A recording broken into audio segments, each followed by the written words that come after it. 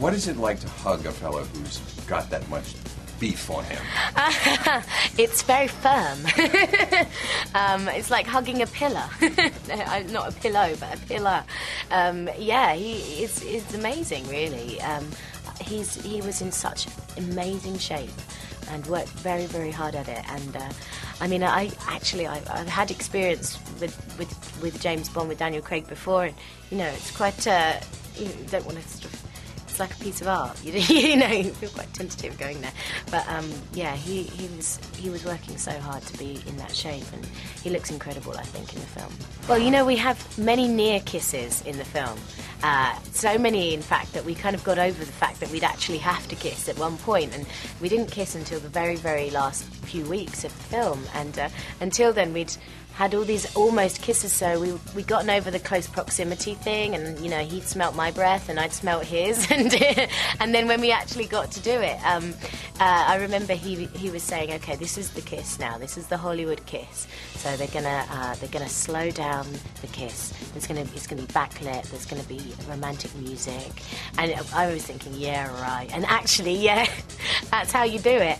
And yeah, it was a moment, I suppose. I was quite nervous meeting him initially because, you know, it's always nerve-wracking when you meet somebody that you admire.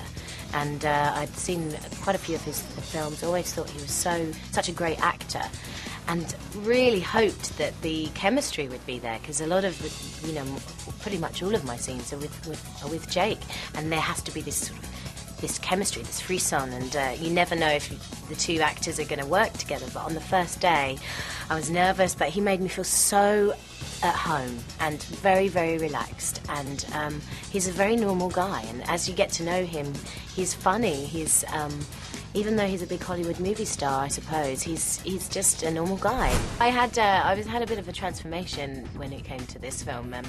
When I first got the part, I remember thinking, God, am I right for it? I'm definitely not from the same part of the world as the character. So, but you know, it's movie making, and I had a tan, and I had the hair extensions, and yeah, it was great actually. When I saw the film only a few weeks ago, I was quite shocked. It didn't look like me. It was a mixture of real tan and spray tan. So yeah, I didn't realise how tanned I was actually, but I'm very pale in real life, as you can see, so it was quite a feat getting me to that shade. Well, I had something like 7 costumes, maybe more, maybe 8.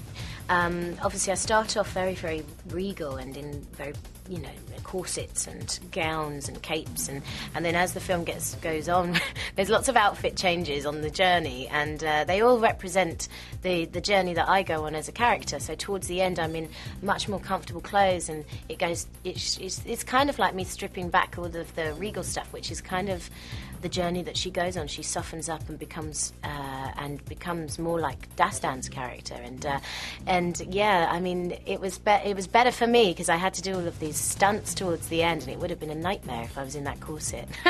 We were in Morocco. It was it was very, very hot, and you know, running around all day in the sun, I had to be quite fit, so I was in the gym 6 days a week as well, and I had to learn to horseback ride, which I'd never done before. I went to horseback riding boot camp in Spain, which was amazing prior to the shoot, and had to learn to fight. I did a lot of my own stunts, and it's really satisfying doing your own stunts, and especially when you watch the movie and you know that you did that stunt, even if the rest of the world don't know. It's good to know, and I think when making a film like this, it's an action movie, so you have to throw yourself into it, I think, and I did.